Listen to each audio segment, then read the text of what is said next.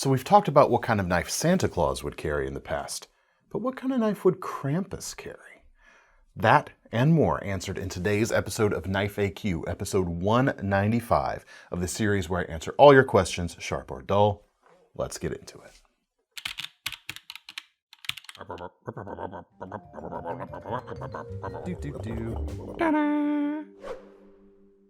Hey everyone, David C. Anderson here coming at you from the Knife Center. As usual, we got Thomas behind the camera.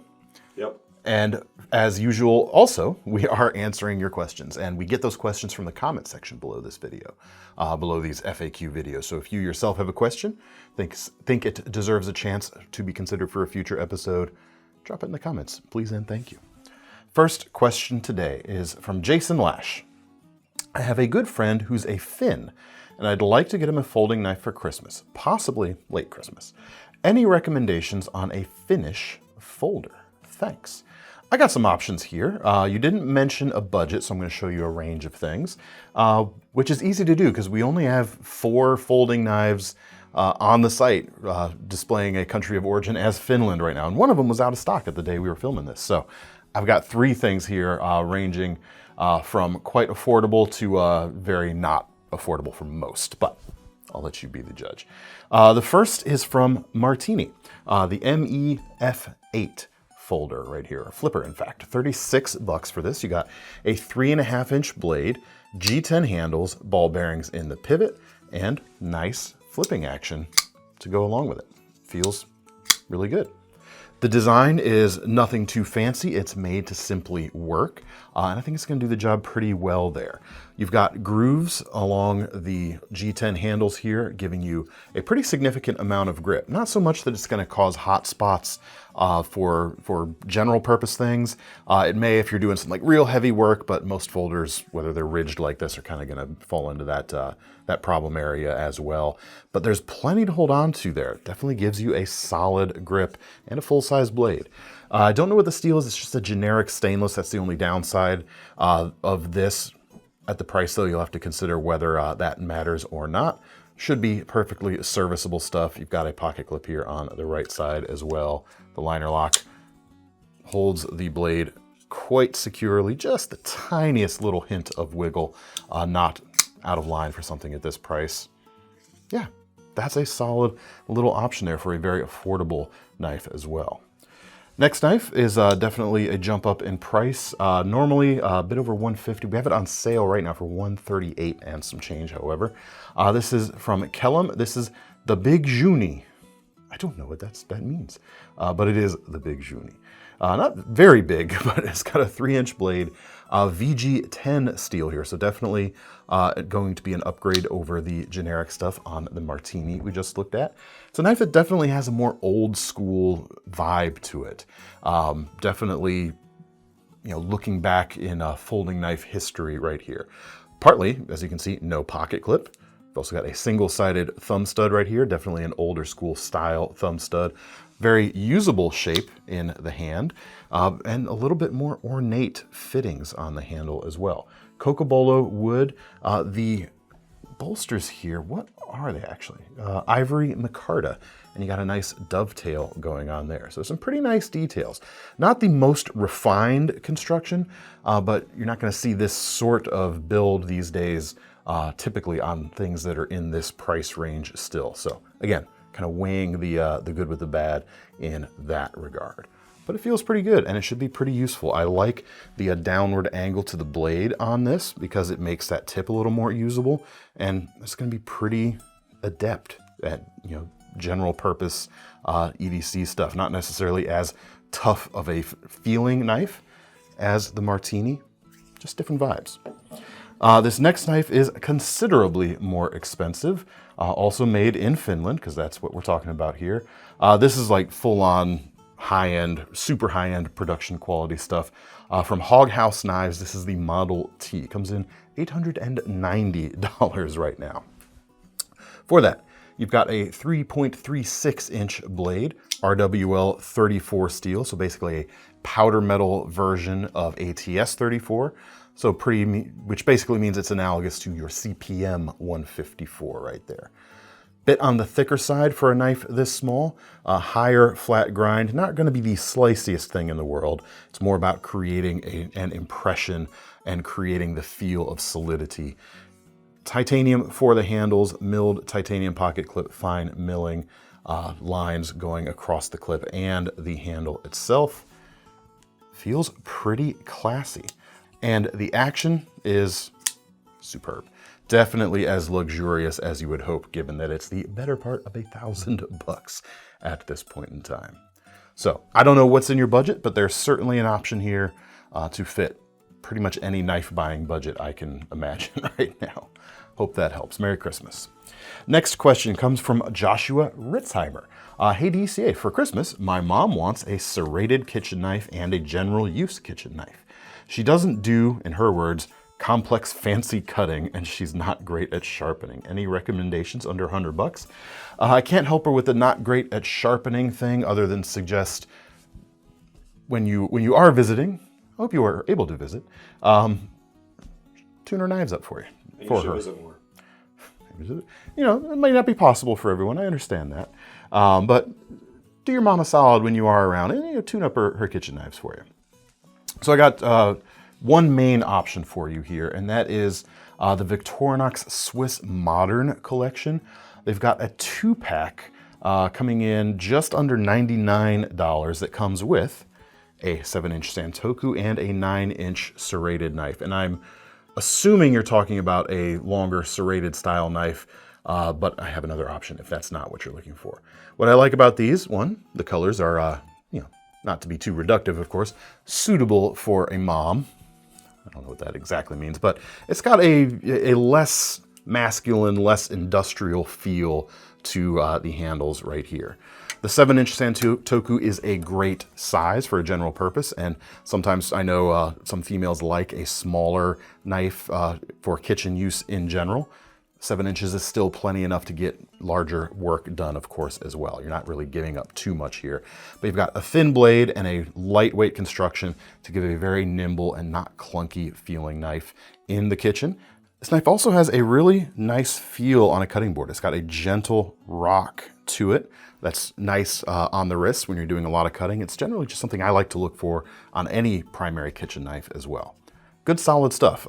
Individually, these are like 65-ish, I want to say, at this point in time. I want to say it's in the 60s. Sorry, let me check real quick, see if I can find that. $65 for that on its own. And the 9-inch bread knife here is normally $51 on its own. So by bundling them here in this package, you're saving a little bit. And I tend to prefer like a 10-inch blade personally. There's a 10-inch version in this series also available, just not as part of the combo pack.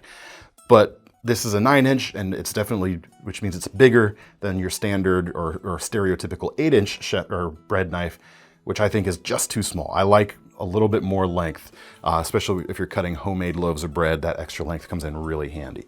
You've also got a little bit of curve to the edge here, which I find very nice when cutting through thick loaves of bread on a cutting board. Just a really, really nice consideration. So that, like I said, $99 right there. If you want smaller knives, you know your mom better than I do. There are some options. You could grab one of the paring knives from this series, also available with serrations. This is the plain edge version right here. These are like $8. So these three things right here, if you were to buy these together, this is like the three things you need, or something that fills the slot of the three main kitchen knives anyone could need that would fulfill the vast majority of cutting tasks in the kitchen. And you're under $110 for all of this right here. But you could, if you're talking about this type of thing for the serrated knife, you could go with something like that. There's also, and apologies for it sticking to the rag over here, they also have they call it a chef's knife, a 6-inch chef's knife. Sorry, that's in the packaging. We'll put a photo up here in the corner. Those are available for about $39. This is the lavender handled version right here. So if you get this and the serrated version of this, you're under $50 for both, which is pretty crazy. And for folks who like and prefer smaller knives in the kitchen, you've got that handled. But I would say right here, these two, super solid. Get her that, and then spend the extra $8, throw that in the Christmas stocking, get a stocking stuffer. just over $100. And I think well equipped for pretty much anything, especially if you're not doing any complex fancy cutting. I hope that helps. And you should visit more. They heard. They know. Oh, should doesn't mean you're able. You should. Now we come to Damyr's buried treasure. Yeah. Where thanks to the question he asked several weeks ago, we're going through the alphabet of brands we carry and showing a brand we've never featured on the channel before. Today we are on the letter N. And we're going to go with NexTool for this. We actually have it under the website under the NexTorch brand, but we're actually currently we don't have any of their flashlights, just the tools and a pen right now. But these are pretty solid alternatives, budget alternatives to kind of the bigger brand name multi-tools out there. This is their flagship Pro. It's $45. You've got spring-loaded pliers here with replaceable cutters right on the inside. All the other implements are accessible from the outside, including the main blade. Steel on here is nothing particularly special, 5CR series stainless. It's a basic steel, but certainly easy to maintain. You have got a small wood saw, and what else here? You've got 3 small implements on this side. You've got a cap lifter with flat head. You've got a Phillips head with a hook blade on it. And you have got this can opener that also features a wire stripping notch. But, oh, you've also got a little ball bearing there to act as a glass breaker. Now the biggest, coolest reason for these knives to exist, or these multi-tools to exist and to be a cool alternative to the big dogs in the genre, check out those scissors. And they're pretty legit. They do a good job with these. You've got bigger shears than pretty much any of the Leathermans or Victorinox or even SOG or Gerber things on the market. And you've got a lot of leverage thanks to that long leverage of that handle right there, which is pretty sweet. They've also got a mini version of this. That was the flagship Pro. This is the mini flagship. It's about $30. Similar things going on. Pliers, no replaceable cutters on the small keychain size tool, but hey, sacrifices must be made for packaging in this case. You've got that cool scissors functionality going on as well. And I've used one of these in my personal rotation this year. They do cut pretty darn well. What else? You've got a Phillips head on this side. Yep, I'm just see if it had anything on the back. You've got a double-sided file, and it's okay. It's not a particularly great file, but it's there. Small flathead on the tip of that. Other side, you've got a combination cap lifter and can opener, and then you have the small blade as well. And I believe this is also, 5CR series stainless there. But $35, really cool keychain sized tool. And that gets us through the letter N. Until next time, thank you, Damyr. Next up, we come to our lightning round, and just one question in the lightning round today, which comes from Sepstro3523. The last 2 KnifeCenter videos have an AI voice in German, not the original DCA voice in English. I live in Germany, but I want the videos in English, not with terrible AI voice in German. Okay, a few of you have actually commented about this, and it caught us by surprise because we had no idea what you were talking about at first. Oh. Basically, YouTube has started doing this automatically and didn't notify us before they turned it on for our channel. They just did it, where they're creating these assumingly, or we assume, AI-generated dubs in alternate languages, and using wherever your IP is coming from, they're loading up that AI-generated dub by default. We're very sorry about that. You can change it back. So if you're listening to this right now, frustrated that you're not hearing it in the language you're expecting, go to the little gear icon in the video. It's depending on whether you're on desktop or mobile, it might be in a different spot. But click the little gear icon, go to languages, and you can select English, or you can change it to some other language you have that you don't know. Maybe we should all do that. We'll learn some more languages. But it's AI, it's probably half wrong anyway. Well, if you speak that language, tell us how good it is, because we have no idea. That's a good point. If you scroll into there, like we saw like Italian, Spanish, German was in there. They've got a few like beta languages, experimental languages. If you happen to be listening in one of those other languages and you speak it well, let us know how good they seem to be. I'm kind of curious. So I'm inclined to leave it on to maybe help expand our reach outside of this country. I understand that's frustrating, however, but you do at least have the option to change it back to the original unaltered or unadulterated audio track. So apologies, and if you're wondering about that yourself, here's your answer. Thomas, anything to add on that front? No. Thomas 9. Thomas and I both get very frustrated at some of the decisions Google and YouTube seem to make on our behalf to better our lives, but they don't seem like they're bettering our lives all the time. Anyway, Must submit. we better say this quietly. They might decide not to show our video to people if they know we're talking bad about them. Well, now we come to our final question of the day, which is, of course, our most seriousest question of the day, which comes from Kid666. Hey, DCA, with Christmas fast approaching, I just need to know, what knife do you think Santa would carry?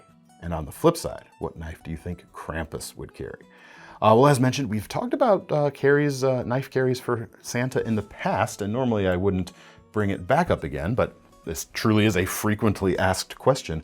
But there's a new knife that we just got on the, or just added to our website recently that I think would make a really cool option for Santa. And that is also from Kellum. It's a Finnish-made knife. And this is their version of a pocket fixed blade.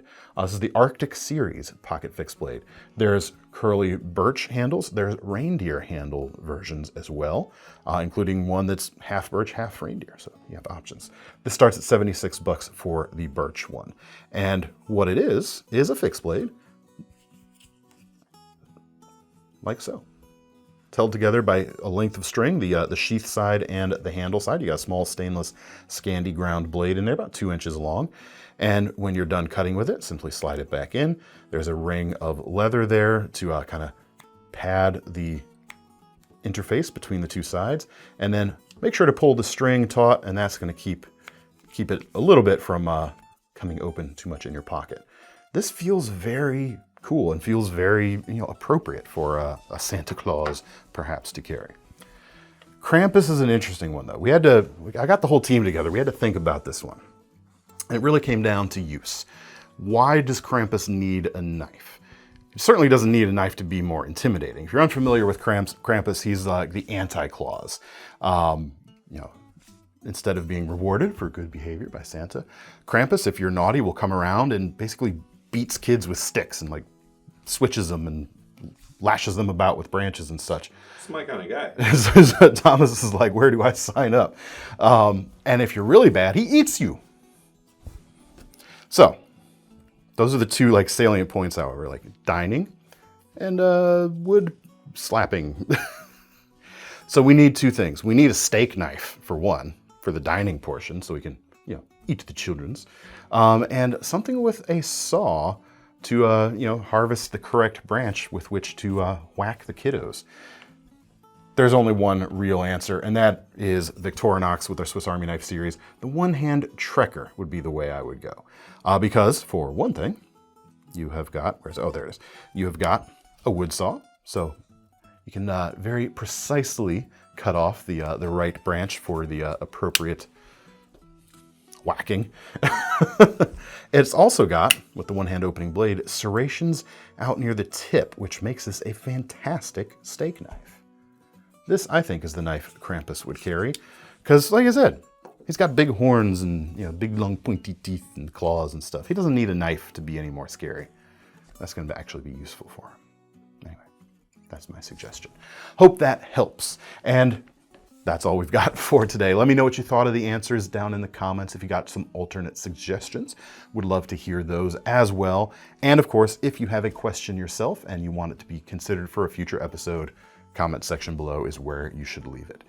If you want to get your hands on any of these knives, check out the links in the description, which will take you to KnifeCenter.com, where in addition to our recently unveiled Sezzle payment option, so you can break up payments into 4 chunks if you like, we've also got our Knife Rewards program, meaning you can earn some money towards your future purchases.